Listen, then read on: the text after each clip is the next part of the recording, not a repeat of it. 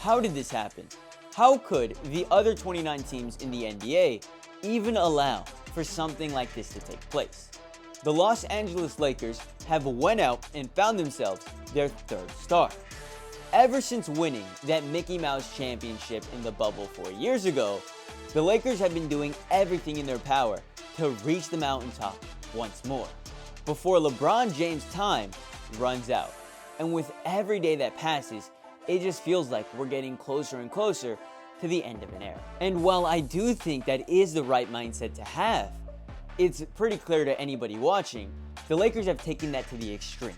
And they are desperate to win now. Not only to win a championship, but to get LeBron James his 5th ring. And it feels like with every move that the Lakers make, they get further and further away from accomplishing that goal.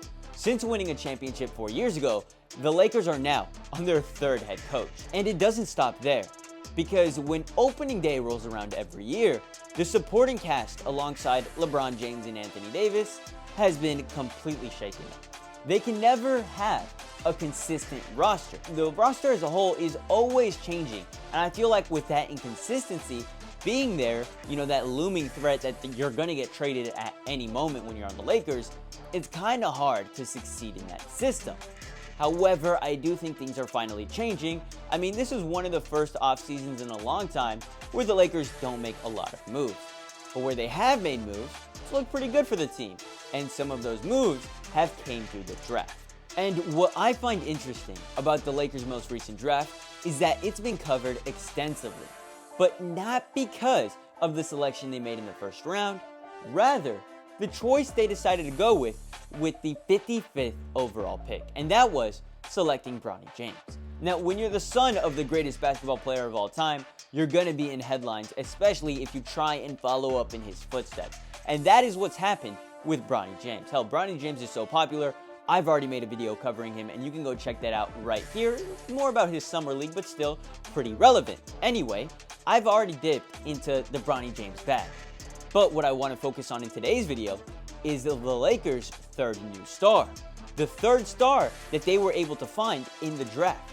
With the 17th overall pick in the first round, the Lakers select Dalton Knecht, a guard out of Tennessee.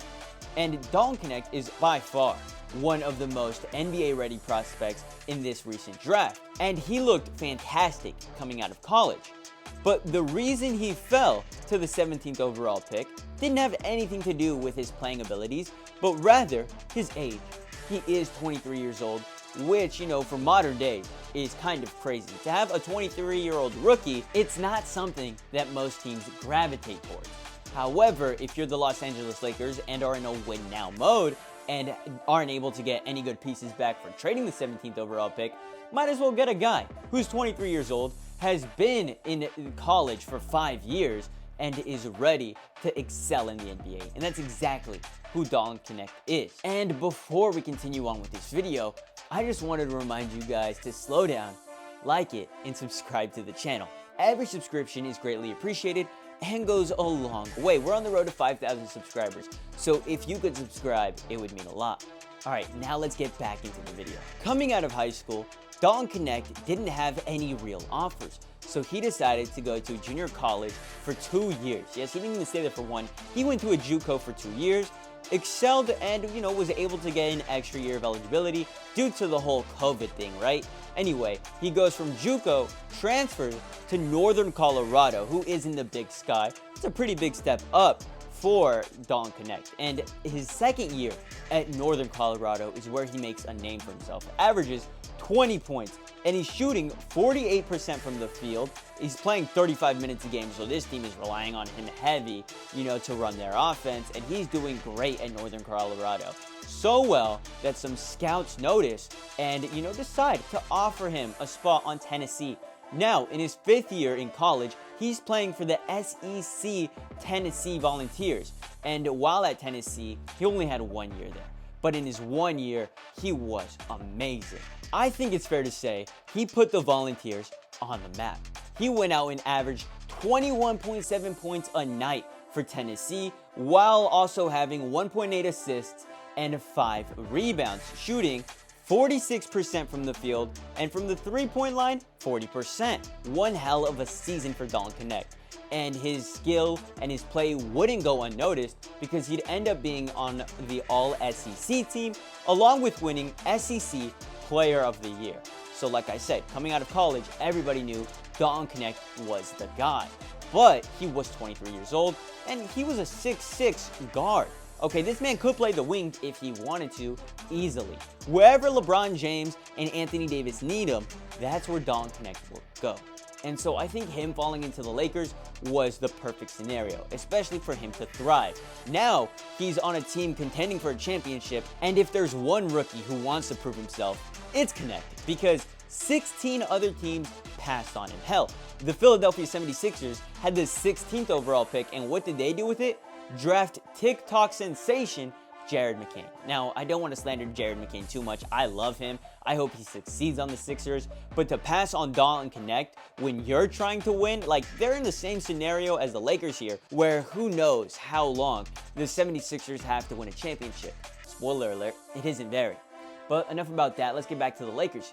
Now, the Lakers' starting rotation has been solidified thanks to new head coach JJ Redick, right? It's going to be D'Angelo Russell, Austin Reeves, Rui Hachimura, Anthony Davis, LeBron James. That is the starting five, and that's a great starting five. So where does that leave Dalton Knecht? Well, with the Lakers having a pretty weak bench, I mean, I know Vanderbilt and Reddish and all those other veterans are going to be great for the Lakers, but still, you know, where does that put Knecht here? Well, with the way that Knecht has been performing in the Summer League and the preseason, he's definitely earned himself some real minutes, and I do think he's going to slot right into that 7th or 8th man role.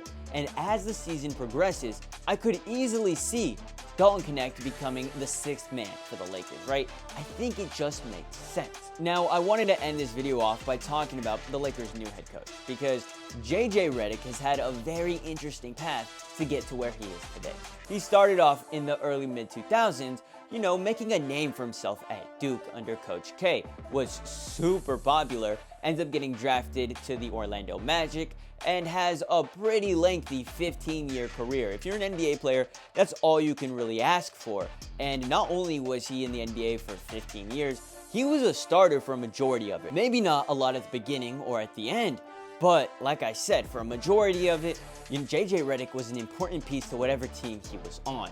And after 15 years and a lot of playoff games, this man retired in 2021. And after his retirement, he ended up going into the media world, made his own podcast with a buddy of his called Old Head in the Three, and ended up landing a broadcasting gig for ESPN. And after that, I mean, not only was he a broadcaster for ESPN, had his own podcast with his buddy, he also got a second podcast with LeBron James right before he got hired. And LeBron James still says he had nothing to do with JJ Redick being hired as head coach. But I bring all of that up to talk about how JJ Redick has no head coaching experience, and yet he brings a lot to the team.